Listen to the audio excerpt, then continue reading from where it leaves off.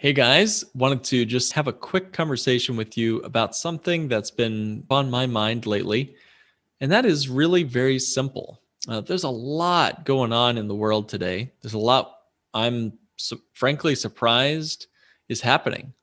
Didn't see this year coming. I've actually chatted with a friend earlier, and she told me that a lot of her buddies and friends are already having New Year's Eve parties, like right now in October 2020, to finish off 2020 and move on. We've still got a few months left, and I don't know that 21 is going to be any better than 2020. I sure hope for a lot of you, you've had a great year. I hope for all of you that 21 is even better. But here's something that you can take with you that you can control and something that you can move forward on. A lot of people say, Mark, what's the most important financial rule in the financial playbook of life?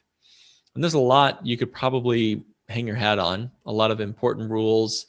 We could put a lot of ideas together here, a big playbook of strategies. But the very simple first step is really very simple, and that's Parkinson's Law.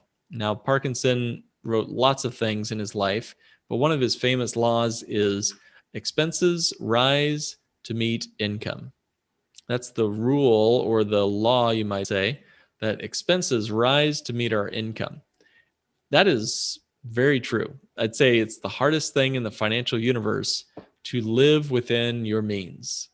So whatever your income is, whether it's $1,000 a month or $100,000 a month, learning to let that scope creep, the expense creep, the cash eating monster of expenses creeping after you, to keep that at bay is sometimes the hardest job in the financial universe. And it's one that any CFP, any financial professional won't be able to solve. We can give you fun spreadsheets and budget sheets, but it's an internal job as much as it is anything else. We like to show you, financial planners generally like to show you nice projections of spreadsheets, J curves up and to the right, rates of return in the market, but we really don't have any control when it comes to your Parkinson's Law. So that's, to me, one of the big things that we really leave in your hands. And that's maybe a good thing. But at the end of the day, money is just a reflection of our values. It just is a extension of who you already are. I like to tell folks that if you are poor and you have no money, that's fine.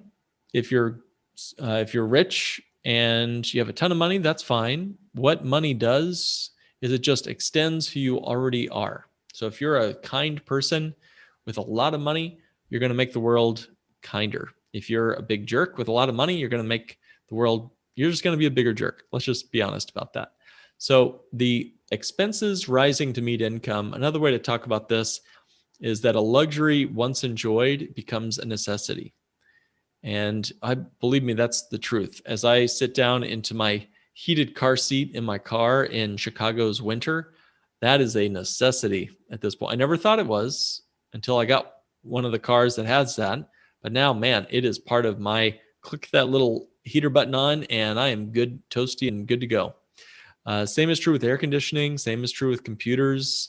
We'll never go back to a day where high-speed internet is not a necessity.